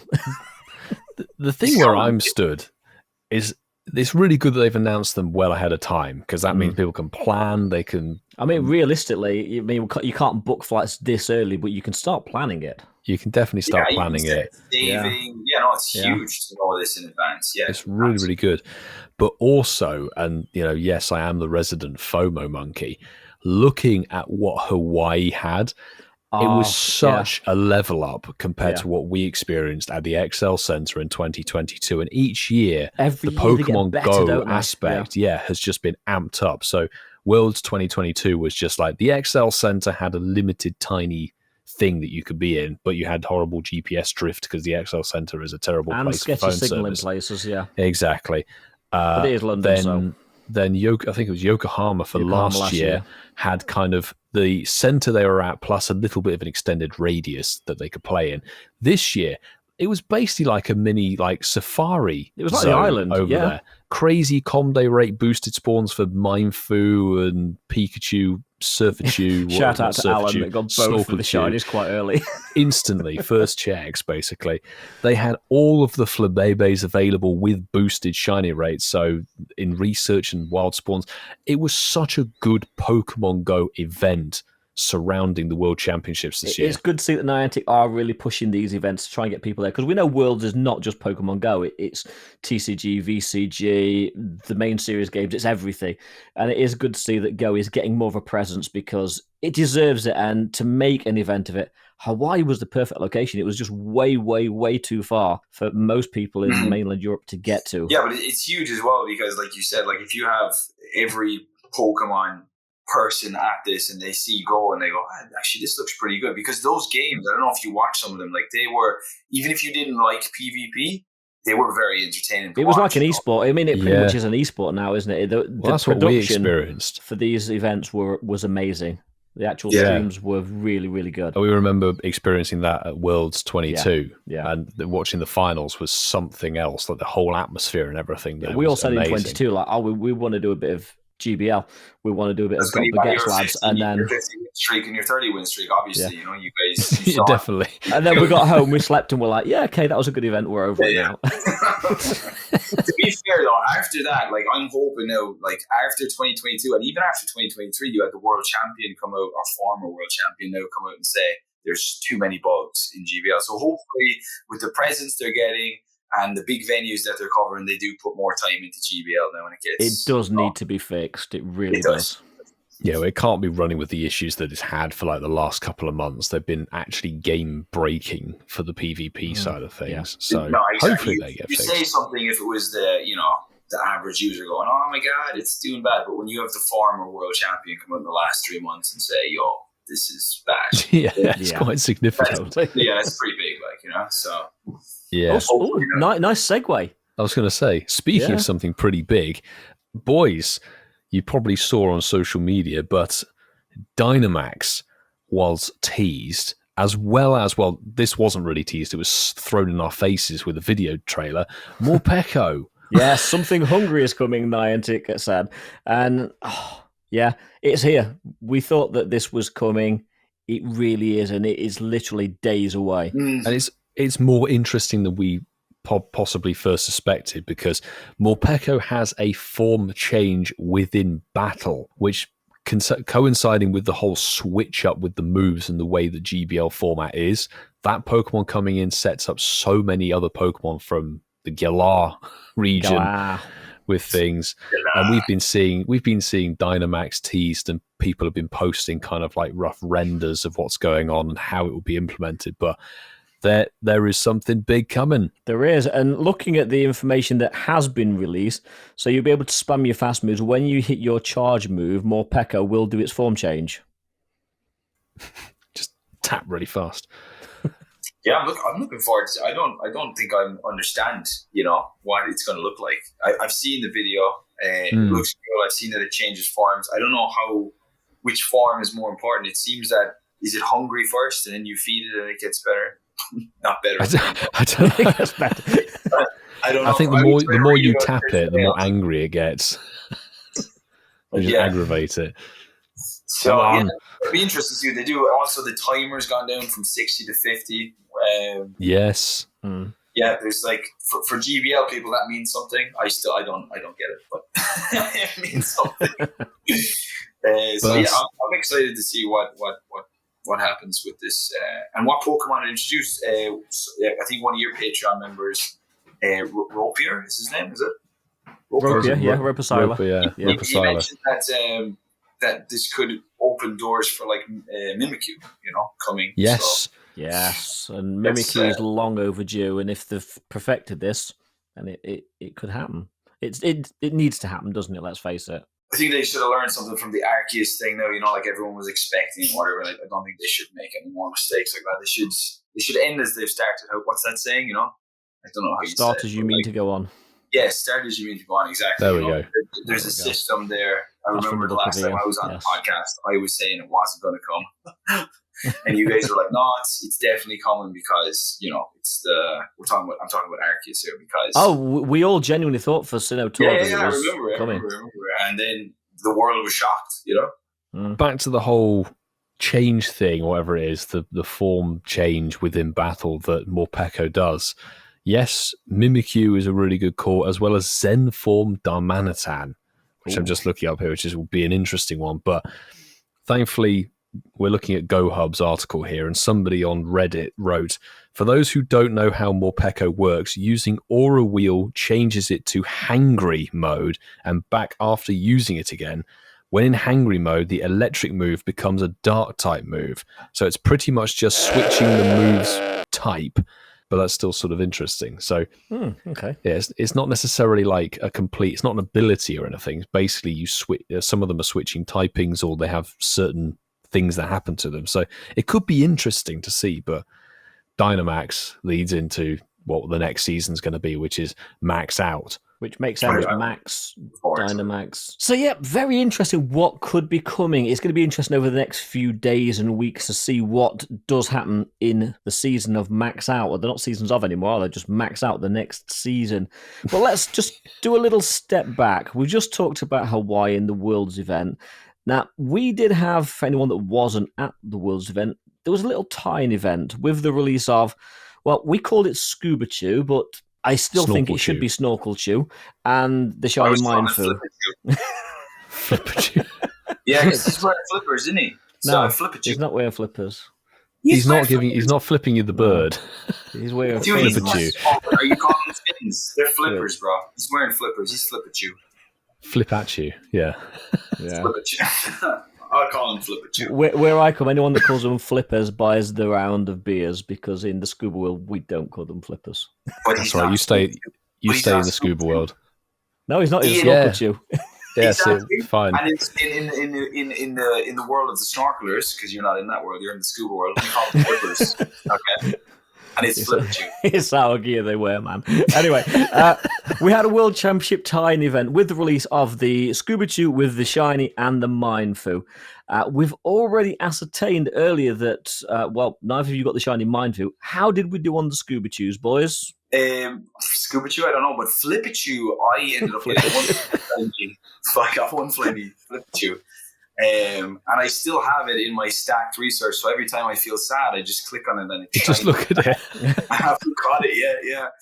So I just got the one. I was looking for the female, but sadly I didn't get it. But it's okay. I can get it traded to me. Always I still looking need for a the trade female, man. Always looking for the female. This one gave me a runaround, because we know you look at social media and people, it's perma boosted. It's boosted to 1 in 64. Yeah, it didn't feel like it for me, I've got to be honest. It took me 113 encounters to get to my shiny Pikachu, which thankfully came eventually from a raid. Was this during your 24-hour challenge? No. So I did the whole 24-hour challenge, did 105 checks in the 24-hour challenge, and didn't get the shiny for it. And then a couple of days later, having slept quite a lot, got a raid invite. Shout out to Cicatrix, who delivered the shiny at long last. And then tonight on Spotlight Hour, yes, I was actually out catching the mint monkey. The monkeys, yes, yeah. A quest battle in GBL 5 times, I think it was. Yeah, delivered that the second shiny. Task, yeah. Let's go. Flipper Chew. Flipper Chew. It delivered a Flipper Chew on check 140 something. So did quite a lot of checks over the course of the year, nearly 150 checks. Got 2 shinies, which was great, but it did give me the runaround. Mindfu, didn't get a shiny for it, and I think I was well over 110 encounters for it. I wasn't worried about that one because it's just out now. You know what I mean? I was worried about the Pikachu. The problem with Mindful is it kind of just gets shelved a lot, doesn't it? And it needs for the next season to be put back in not only GBL rewards, but also into 10k eggs. Yeah, totally. It needs to be in 10ks because it's impossible to get otherwise. Vasa, did you get so Flipperchu? I got the shiny Mindfuls we talked about at the top of the show. And that was at literally about an hour and a half before this event finished tonight. It was literally it was a close call. Yeah. Which was quite good. Ian? Sorry? What was that moment like? Did you jump up and down? No, because I was in a grocery store, so it was kind of like, oh, okay. Did you throw oranges everywhere? No. I was actually going... I was going for a bottle of Coke, full fat Coke. Did you spray the Pepsi? Sugar rush. Just spray like the Formula One. Champagne, yeah. Yeah, I'm sure that'd have had me cleaning up the aisle. So, but no, it was a good moment, but it wasn't as good as the moment when I did got my shiny Pikachu in the world's costume for 2024. You can say Flipperchu. Okay, Flipperchu.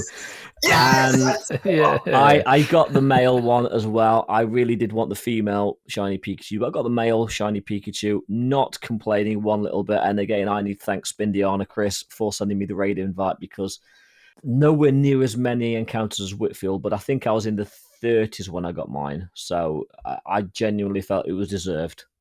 I got lucky. I got mine on the 16th. Oh, nice. You guys, jeez.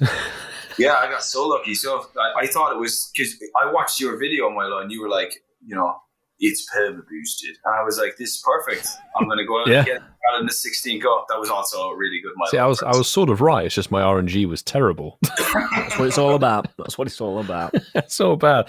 So those were obviously the two new shinies, or technically a new costume shiny and a brand new shiny, which God knows where it's at now. But we did have some other bits to the event. What do you think of the general wild spawns? I enjoyed them because it was for PvP and they were all PvP related.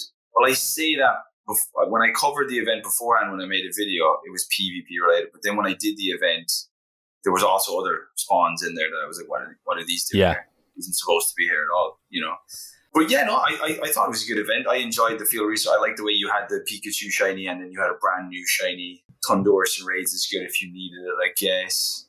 The Mega, what's it called? That Australian Kangaskhan is a hard one to get if you need it in the European region. So overall, yeah, it was a pretty fair event, I enjoyed it. It's not as high as you had Beldum Community during it as well. If you want to put Beldum Community with the event. As well, I didn't get to enjoy it, but it wasn't just Beldum Community. It was every day you had 5 special trades. So yes, it was a pretty fire event. If you could take advantage of it, it was pretty good. Yeah. Those 5 special trades a day was really nice if you could take advantage of them. Not everybody would be able to do so on every day, which is fair enough. But for a Pokemon event that was focused around GBL, I oddly didn't dislike the spawns. I found them nice and varied. It was quite refreshing, and even having played that event for a solid 24 hours with no sleep, it didn't really get tiresome. There was a good amount of different things to check, and also you could get lots of different other spawns. There were bleed overs from regular things going in. There was some perma boosts as well. So yeah, I really did enjoy it. Actually, it was a good event. And the Got Baguettes lads actual GBL stuff, I didn't actually pay attention to what was going on, but for a World Championships event, this is the first time that Niantic and the Pokemon Go have actually got me actively doing GBL within the World Championships event. Even if it's taking it kind of sarcastically, I'm still partaking in that aspect of the game, which I never do. So props to them. Yeah, I agree.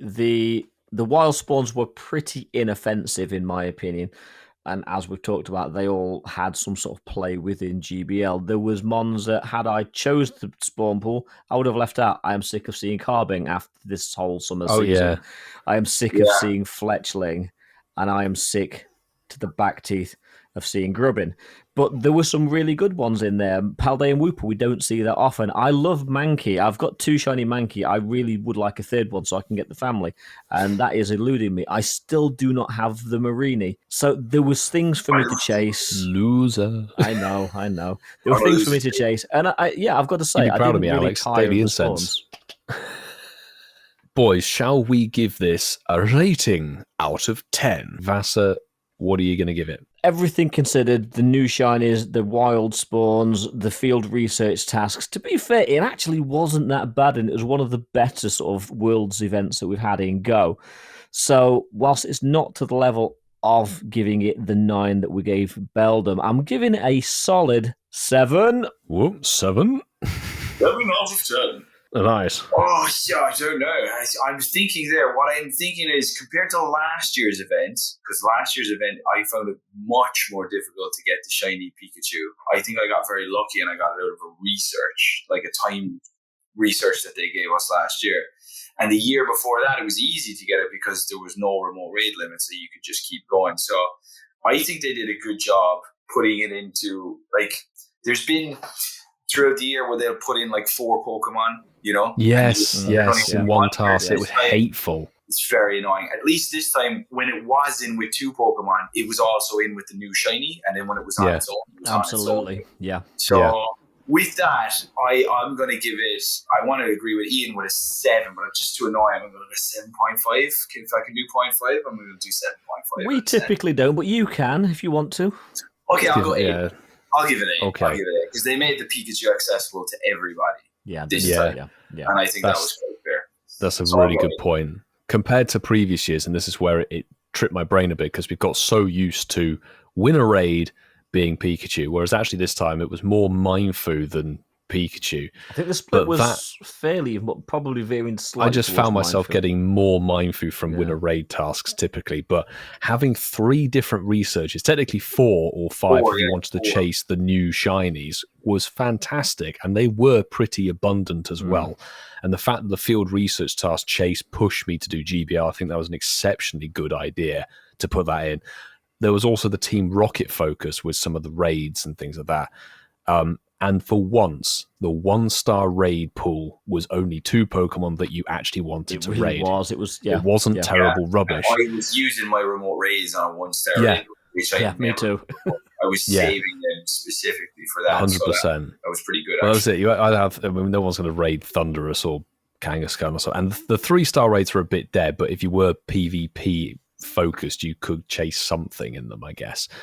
But I'm gonna play there for anyone who was missing one of those, or Shadow Gligar. You know, if you're thinking about the Shadow ones. But there's some good stuff in them. So I'm going to go along with Alex and give it an 8 out of 10. I actually really enjoyed this event. There were so many different things that would go well with it. It was very well put together. Just like this show. Well, speaking of things... You're doing a great job.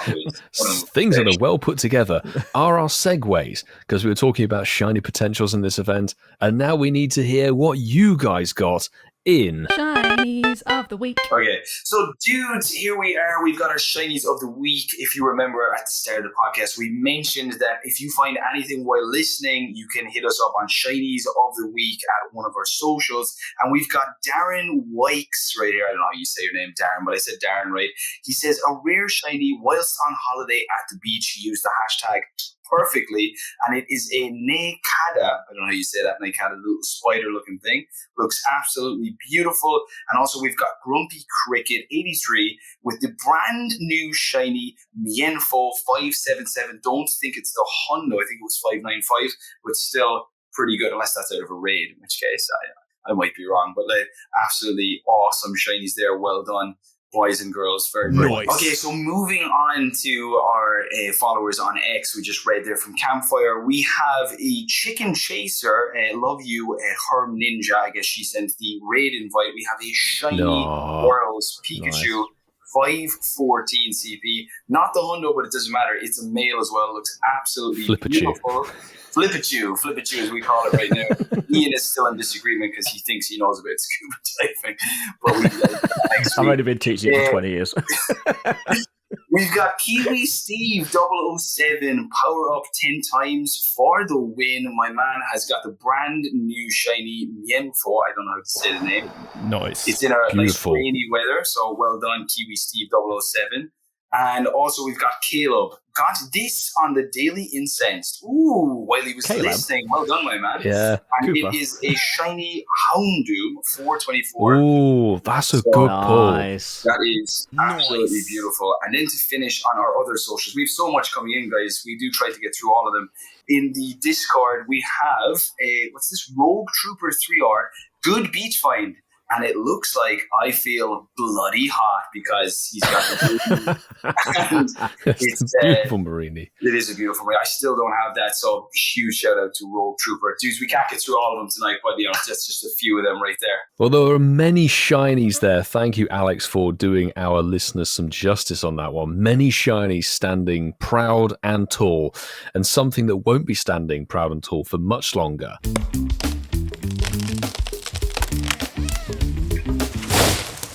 So the question we asked on the Incensed poll this week was a simple one. What would you rather learn to do? Fly a plane, fly a helicopter, fly a microlight, or fly a paramotor? And we posted the poll this time, as we did last week, on 2 socials. The first social that we posted it on was Instagram, and that was quite a definitive answer. Microlight and helicopter both got 0%. Paramotor got 10%, which by a landslide on Insta. 90% of you would rather learn to fly a plane. There you go. I ain't getting on no airplane, and that's it. And of course, the same question went out to X to find out what happened. So the results, it's quite a nice top-heavy one, actually. So 4th place with 4% was fly a paramotor. 3rd place with 18%, fly a microlight. 33% second place was fly a helicopter, the one I would have picked. And again, a bit of a landslide. 45% of you voting picked fly a plane. I ain't getting on no airplane, and that's And it. thanks to the 33 people who voted on that poll. And just looking at some of the comments on this poll, seeing a lot of GIFs dotted around. There are a lot of GIFs on there tonight. I'm going to pick one from Barside 2 who's being smug right now at the Pikachu jet, as it were. It's the Pokemon jet at Worlds, which is just, it's a really nice plane. That is a nice plane. Hermes Ninja, our very own admin, said, I think I'd pilot Lugia instead, with a GIF of somebody sitting on Lugia. With, and all also, the Kanto Charlie boys. Todd has thrown in an upside-down helicopter for for Milo, which I'm going to retweet because I think it's hilarious. That is brilliant. Kiwi Steve 007 said, I feel like there's an important second step. And there's a GIF there of like a World War II player saying, fly, yes, land, no. I know I see the upside down helicopter. Fabulous. And we mentioned him earlier. Chicken Chaser 89 has just simply put fly Atropius. Could have been a good 5th option. I like that. Choose me, says, I think, Francesco. By the way, is there anyone on board who can fly a plane? I don't get that. Airplane, the movie. Yeah. Is that what that dude with the white hair, whose name leaves me, the funny dude, no? Leslie Nielsen. That's a sick movie. Yeah. Airplane's such a good movie. I know the movie, yeah. It is so good. Oh, it's so. I'm going to watch that after this. So surely you can't be serious. So, plane definitively wins tonight. I ain't getting on no airplane, and that's it. And that leads us to the end of the show. So, Alex, you've been on before, but just tell everybody where they can find you on socials if they haven't already got you tagged. Yeah, dudes, you can find me on YouTube under my name, Alex Nexton, or on X or Instagram, wherever you like. And that's it. Hope to see you there, dudes. Come on to one of the live streams and have a good time and join these boys as well, because I love when all the content creators get together, because it makes it awesome. So thanks to you, Milo. Masterful 27. No, seriously, dudes, you're amazing. Everyone in the background, even what's his name, Mr. Coops, Casual Coops, for setting this up and bringing us all together, and it's amazing. You should be really proud of yourselves. It's awesome. Thank you very much, dude, and we appreciate you coming on the kind of the drop of a hat as well. Always. If I can, always. And interrupting your holiday. I'm going to win one of those games with the letter at the end. Don't worry, next time we'll have a game that's a bit more random. No, dude, you know what? Like, between me, you, and the wall now, right? I used to do drama when I was younger, and they used to do a game like that where you'd say a word and the last letter, and because my brain just doesn't see words the same as everyone else, I used to be terrified when it would come around to me. Like, I'm so good at like improvising or whatever. When it that's comes where to, Charmander goes wrong. Yeah, dude, I was freaking. I knew because that was the funniest thing of the whole thing. I know you said Charmander to help me. And then I was like, I still can't. No, what ended? Oh my goodness me! We was just waiting for you to say like Raichu or Rapidash or. I know you're saying them and I can see them all. I still couldn't see one with R just before you said that. Yeah. The thing is, we've had so many years practicing. We've been playing that sort of thing. We're like, but we always pick the same ones anyway. Yeah, we just have the same old stuff. That's why 2 weeks ago when we did Chasing the Tail with 2 extra people. But yeah. Wait until it's in the game, then I won't make the same mistake again. Yeah, I'm gonna have to warm up on that game. Next time I come back, I'm gonna win. We'll get you back on. Oh yeah. Maybe a live show atmosphere. I'm gonna make a video about it. You know, I've been on that podcast two times, and 2 times I've looked like a complete idiot. There's got to be a European event coming up. If you're there, if we're there, we'll get the mics. Yeah, we'll be making it happen. We'll be making it happen, bro. Fabulous. Oh, as you said, you can find him, Alex Nexton, across socials, YouTube, etc., and he will be in our episode description if you want to find the links directly. But that is episode 185, very much ticked off. So if you enjoyed, please consider hitting the plus or follow, subscribe button so that our podcast is automatically downloaded to your platform of choice. We release an episode every single Sunday and we never miss a week.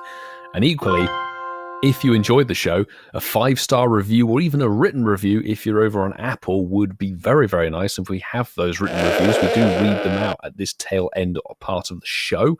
That would be fantastic. And of course, you can follow us across our socials at Incensed Podcast, X, Instagram, Threads. Contact us via our email or WhatsApp for a voice message. We'd love to hear from all of you guys. And of course, you can get involved with #Shinies of the Week. And finally, the biggest of shout outs to all of our fantastic Patreon members. Whether you're on the bronze or the silver or the gold tiers, your contributions towards this podcast really do help make it run smoothly and sound as good as it does. And we've got tiers starting from £1.50, where you'll be able to access our community Discord server and the community there, which is fantastic. The silver tier peeps will get to jump onto a live recording once a quarter, I believe it is, and they get to look back at the live recordings once they have been done. The week after, yes. But the gold members get to see it live as it happens every single week of the year.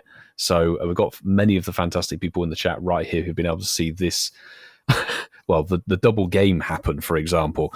And the gold members are as follows. We have JB, Clifford Mert, Darby Russ, Kerry and Zachary, Connor Lee, Apex171, Mufti, Barside 2, Highbone, Mandy Croft, Mr. Mossam, and Rupert Seiler. Thank you so much to each and every one of you for your contributions. A lovely, lovely shout out to our double admin team. We have Hermes Ninja and I Am Pyrrhus, who really do help with the podcast behind the scenes and socials and so much more. Fantastic parts of the team. Absolutely. Indeed, Whitfield. And if you're interested in joining the Patreon, head over to patreon.com/Incensed Podcast, and you'll have all the information there at your fingertips. Good news! What? Oh my God, I'm just so excited. Then the Magmite Spotlight Hour is on the 27th of August from 6 to 7 p.m. your local time with 2 times Evolution XP. And more importantly, it is Sir Masterful 27's birthday. I mean, come on. I think that's more of an important thing. I think that's the most important, actually. That's the most important thing. Everybody wish the currently absent Masterful 27 a very, very happy birthday on August the 27th. Jump on X and just at him. At him with your Magnemite catches. Name your shiny of the week, Masterful 27, for the next podcast. There you go. Do it. Well, on Masterful 27's birthday bombshell, we hope to see you next week for 186. Is there any special way of saying goodbye in Ireland? Slán live. Like that, no? What's that? That Slán works. live? Yeah, you say Slán live, Slán Awalia, or just Slán? Slán. Yeah. Slán, listeners. Slán, listeners. I like it. That's pretty cool. Yeah. And do take care. I choose you!